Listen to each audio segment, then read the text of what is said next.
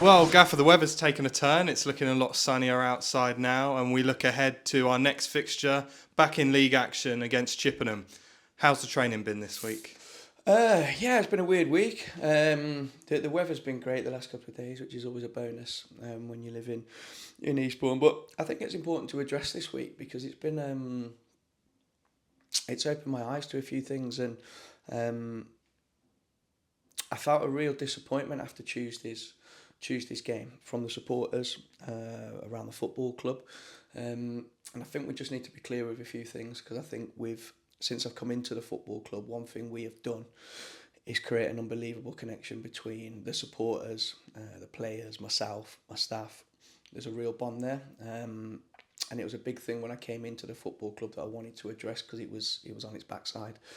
Um, so in terms of the performance Tuesday, we were all devastated with it because it wasn't good enough. The bottom line of taking all emotion out of it, the performance wasn't good enough. For a number of reasons, and that's something that as a group we addressed, we spoke about. So we wasn't happy with that, and then obviously everything in football travels fast, so it gets back to me that the fans felt that the players didn't go and appreciate their support after the game, which one shocked me and two hurt me, to be honest with you. So I addressed that with the players. What I made sure I did was I checked the video footage because you have to deal in facts. And the players were really upset by it. And I think when I watched the video back, there was an altercation right at the end of the game, which just took some of the players' focus away.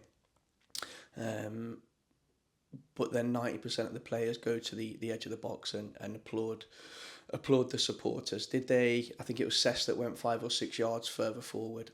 Did they go and shake hands and high five? They didn't, and I think they were speaking to him yesterday. They were disappointed in themselves for that.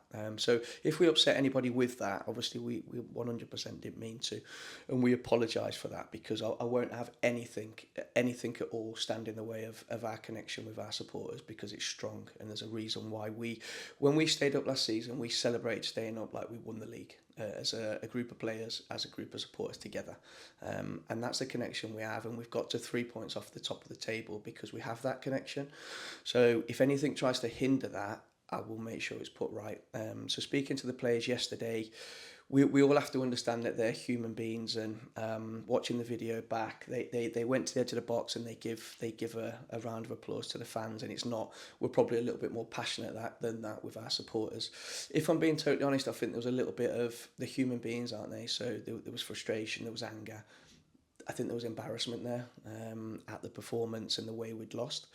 So we apologise for that, and we apologise for the performance on the night.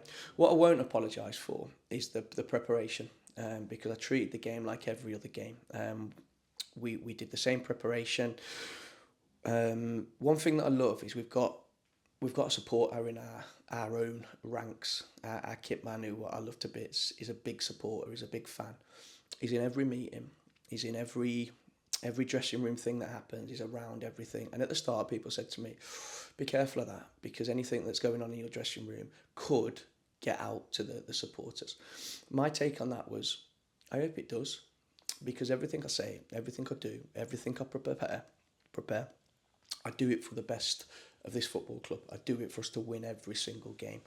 So anybody that had an issue on how we went about the game, the kit man will fill you in on how I went about the game. My speech before the game, my speech at half time, my speech after the game was totally to get to a cup final. And the one thing with this, Kyle, is I know who I am. I know what I stand for. I know the work I do. I know the work that I put in. And I know this group of players. We let the supporters down on Tuesday with a bad performance. But the preparation was how we go about it. One thing I was really disappointed with was myself when I listened back to my interview. I wanted to give myself a slap because I came across as a spoiled little brat, and that's not me. I think I showed too much human emotion in that moment, and that was totally through. I was frustrated at the injuries we'd picked up. I was frustrated at the sending off because it wasn't a sending off. When I've watched it back, there's nowhere for Birdie to put his foot, and I had people telling me it was vicious in this. I sent it to a Premier League referee because I wanted to know. The reply was it's a horrendous decision. He can't land anywhere else. But I give credit to them because they played it well and they got him sent off. So well played. But I was disappointed in the way I came across because that's not me neither. Has my sole focus this season been to win the Sussex Cup? No, I've been clear with that. When I came in last season v Hastings, I changed the whole team. In every single game this season, I've changed the whole team.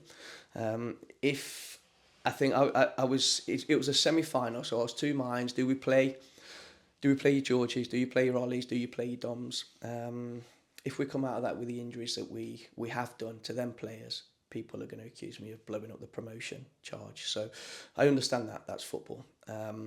So I won't apologise for my team selection. I won't apologise for how I went about the game because my thing for this football club, Kyle, I want to bring real success. I think the way I see this is this club's not been successful. It's not had success. I think the Sussex Cup, I think, is it 3 times have won it in 22 years? I think so. 22 years. So they've not had success. The last time they got promoted was 16, 17 years ago. They've not had success. So I understand that hunger and need to get to a final, to pick up a trophy. And I want that more than anybody. I wouldn't have come here if I didn't want success, but I want real success. I want my supporters to be going to clubs like Oldham, York, where there's 6, 7, 8, Southend, 1,000 fans there every game. I want my club to be in a position where we got hundreds and hundreds of people coming here. So we've got atmospheres like Maidstone every game. And that's my aim. That's my big picture. I would have loved to have took this club to a final. But I want consistent success every single week. I want these supporters to enjoy being in proper football and enjoying being in proper grounds. And that's my aim, and I won't apologise for that because that's where my belief is. It's there's bigger things for this football club, and as hard as Tuesday was, it is what it is because it's been good for me because I've seen people in different lights. I've seen scenarios in different lights, and it's been good learning for me. I think what's important is we move forward in terms of our plan hasn't changed. The players' focus is even more on point.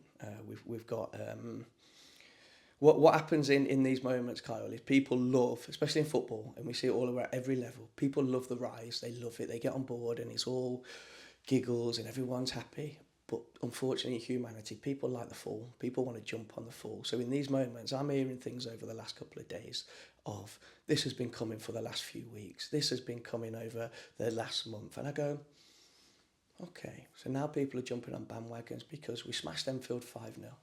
We had an unbelievable, people told me it was the best performance they've seen against Hampton. We go and smash Maidstone and people say, wow, what an unbelievable performance. We have 1 loss in the month, but people want to jump on that bandwagon. And then the next thing that comes out, it's Adam. He's leaving. His head's everywhere. The players' heads are everywhere because they don't know where the managers' heads are. I want to be really clear with this because this is important. I've told my owners, I've told the club, I'm staying here. All right, I told them this last week, the week before. I've told the players, I'm staying here. I ain't going anywhere.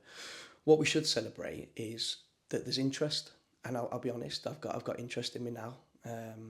I imagine I've interested in me in the summer, not because I've done great, because as a football club, we have done unbelievable in a year, just over a year. So we should be celebrating that.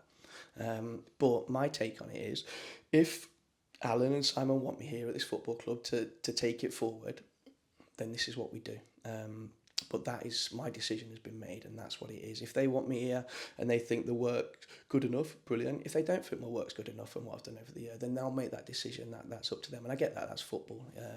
So I can live with that because I know what I stand for and who I am. But I think it's really important to clear them points up today because I hate waffle.